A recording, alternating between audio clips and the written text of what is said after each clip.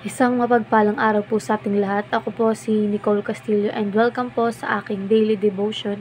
So, ang topic po natin ngayon is cessationism o cessationist. So, kapag sinabi pong cessationism, it is a cessationist is someone who believes that certain miraculous spiritual gifts ceased when the apostles died and scriptures was complete.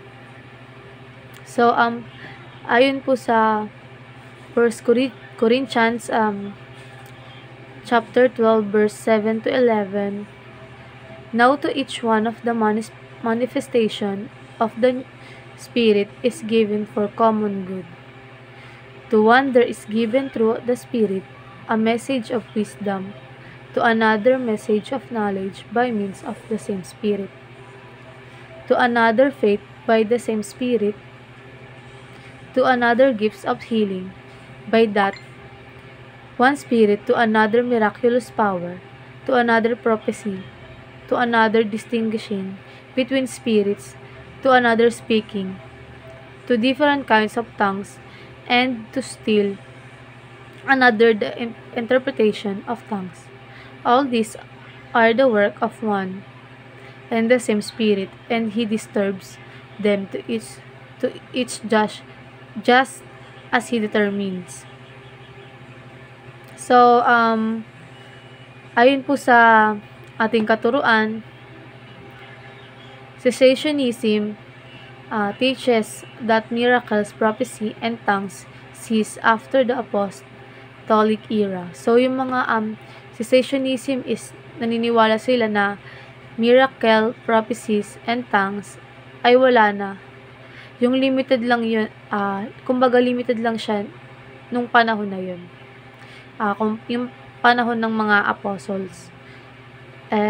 Pero after mamatay ng mga apostles, hanggang kasalukuyan, hindi na pwede yun. Wala na ang mga miracle prophecies. So, meaning po kasi ng cessationism or ayun yung alam yung mangyayari sa hinaharap.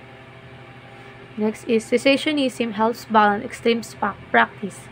So, nakakatulong naman yung mga paniniwala ng mga cessationists. Yung mga, kumbaga yung mga cessationists ay kasi nababalance sila. And next is cessationism itself can be an extreme belief.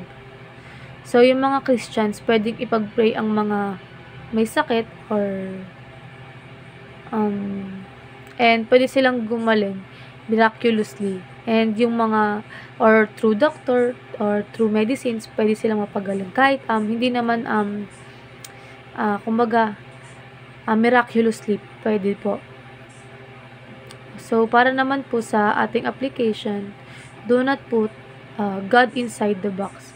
So, yung marami na daw po kasing mga cessationists ang hindi naniniwala sa miraculous po.